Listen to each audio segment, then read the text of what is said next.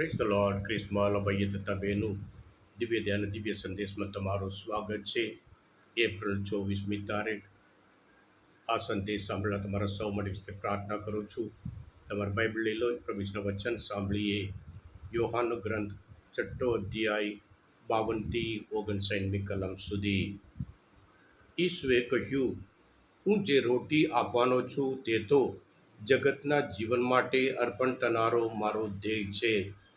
આ ઉપરથી યહૂદીઓમાં ભારે ચર્ચા જાગી કે આ માણસ આપણને પોતાના ધ્યેય શી રીતે ખાવા આપી શકે.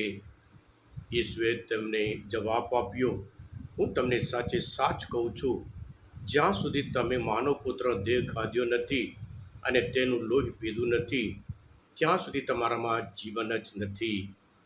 જે કોઈ મારો દેહ ખાય છે અને મારું લોહી પીએ છે તે શાશ્વત જીવન પામ્યો છે, અને તેને હું છેલ્લે દિવસે સજીવન કરીશ.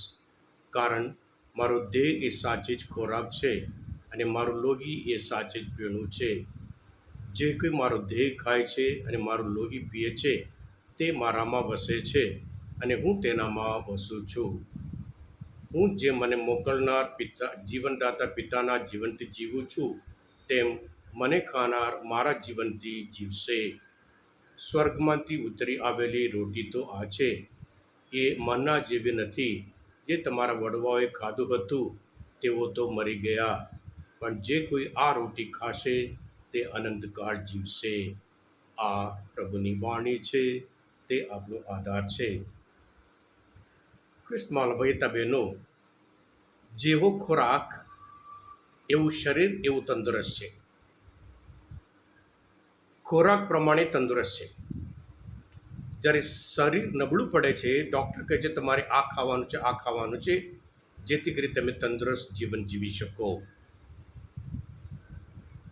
જે ખોરાક ખાઈએ છીએ એ જ બનીએ છીએ. એટલે આજના સંદેશમાં પ્રભુ ઈસુ કહે છે, જે કોઈ મારો દેહ ખાય છે અને મારું લોહી પીએ છે તે મારામાં વસે છે અને હું તેનામાં વસું છું. ક્રિસ્મા ભાઈતા બહેનો, જ્યારે રોટી બને છે, ઘણું ઘઉં ભેગું થઈને એક રોટી બને છે.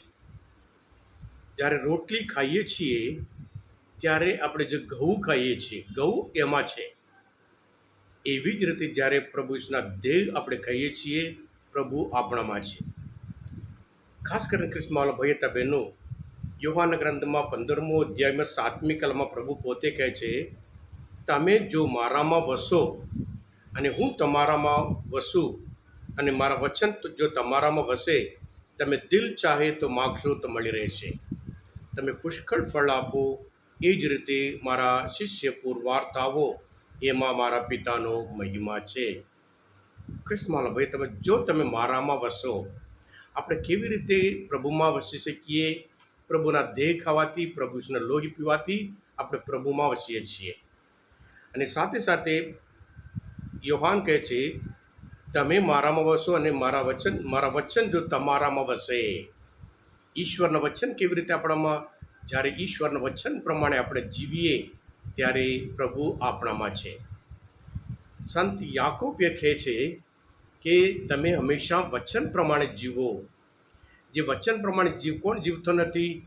જે કોઈ વ્યક્તિ પોતાના શરીર, પોતાના ચહેરો અરીસામાં જુએ છે અને પછી એ સુધારતો નથી, એમને ફરે છે, એ ઈશ્વરના વચન પ્રમાણે જીવતો નથી. આપણે હંમેશા અરીસા જોયા પછી, દર્પણ જોયા પછી સુધારો જે દેખાવ છે સુધારીએ છીએ. અને એવી રીતે આપણે પણ હંમેશા ઈશ્વરના વચન પ્રમાણે જીવીએ તો પછી આપણે પ્રભુમાં વસે છે. પ્રભુ પોતે આપણે કહે, તમે મારા સાક્ષી છો.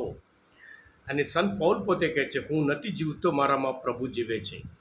હા કૃષ્ણ ભાઈ બહેનો, જેવી રીતે શારીરિક શક્તિ, શારીરિક તંદુરસ્તી, એવી રીતે આધ્યાત્મિક તંદુરસ્તી પણ આપણે જે વસ્તુ ખાઈએ છીએ એ પ્રમાણે આપણે આધ્યાત્મિક જીવન પણ જીવી શકીએ. સંત પૌલ રોમના ધર્મસંહિતા 8મો અધ્યાયમાં કહે છે, એટલે હવે ઈસુ સાથે સાયુજ્ય સાધેલાઓને માટે સજાપાત્ર ટરવાપણું રહ્યું નથી.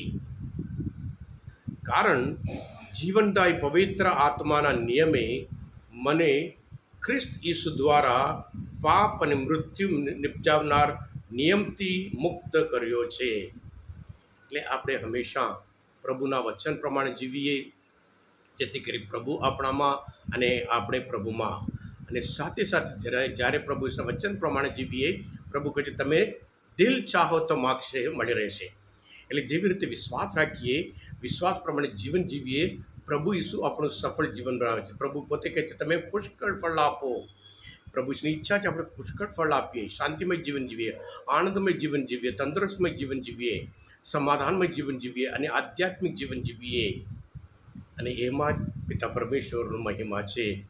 હા કૃષ્ણવાલા ભાઈ બહેનો, આજના મનોચિંતન શાસ્ત્ર પર સમજવા માટે, પ્રભુને ઓળખવા માટે મદદરૂપ થયા હોય, તમે પોતે દિવ્ય ધ્યાન અને દિવ્ય સંદેશ સબસ્ક્રાઈબ કરજો અને બીજા માટે પણ ફોરવર્ડ કરજો.